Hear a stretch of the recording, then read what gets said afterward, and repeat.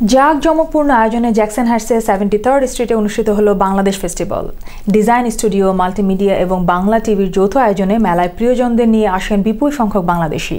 শতাধিক স্টল দেশীয় পণ্যের পসরা সাজিয়ে বসে। অনুষ্ঠানে এক পর্যায়ে মঞ্চে আসেন নিউ ইয়র্ক সিটি কন্ট্রোলার জন লু।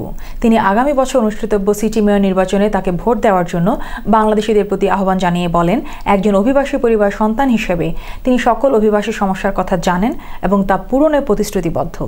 এতে বক্তব্য রাখেন মেলা সংগঠক আব্দুল চৌধুরী শাহিন, মীরে ওয়াজিদ শিবলি, নুরুজ্জামান মন্টু প্রমুখ।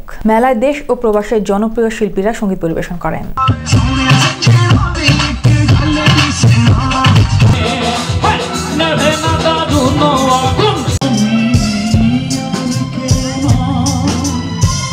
রোববার আবেদিন ব্রাদার্স ফুটবল লিগে 2012 এর খেলায় 3টি খেলা ও একটি ওয়াক ওভার হয়।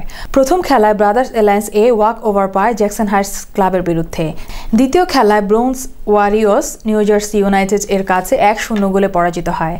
তৃতীয় খেলায় AYSAB 2-0 গোলে UBAYA কে হারায়। শেষ খেলায় ব্রোঞ্জ জুনিয়র্স সোনার বাংলা ক্লাবের সাথে 1-1 গোলে ড্র করে।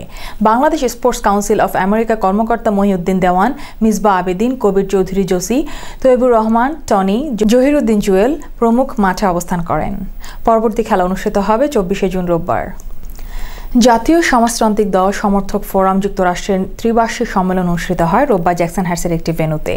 অনুষ্ঠানে দলকে সংগঠিত করার লক্ষ্যে জাসদের আদর্শে বিশ্বাসী সকলকে ঐক্যবদ্ধভাবে কাজ করার আহ্বান জানানো হয়। বক্তারা দেশের বর্তমান অবস্থা নিয়ে আলোচনা করে শোষণ নিপীড়নহীন বাংলাদেশ গঠনকল্পে সকলকে এক হয়ে কাজ করার প্রতিশ্রুতি ব্যক্ত করেন। Moulvibazar district sports council of America ইনকের সম্মেলন 2012 অনুষ্ঠিত হলো রোববার স্টোরিয়ার লাকি রেস্টুরেন্টে। এতে বক্তব্য দানকালে বক্তারা নানা ক্রীড়ামূলক কর্মসূচি বাড়িয়ে সংগঠনকে চাঙ্গা রাখার পক্ষে মত দেন। আজম হোসেন সায়রের সভাপতিত্বে সম্মেলনে বক্তব্য রাখেন অধ্যাপক মুজিবুর রহমান, বদরুন নাহার খান মিতা, আব্দুল হাসিফ মামুন, জুবায়ের আলী প্রমুখ। সম্মেলনে নতুন কমিটির সভাপতি আজম হোসেন সায়ের, সাধারণ সম্পাদক জাকিউল হাসান সহ অন্যান্য কর্মকর্তাদের পরিচয় করিয়ে দেওয়া হয়।